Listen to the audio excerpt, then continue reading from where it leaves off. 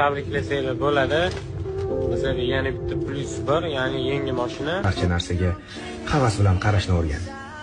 Palonchining ishi yaxshi bo'lib ketibdi. O'z uni omadi kelib qoldi.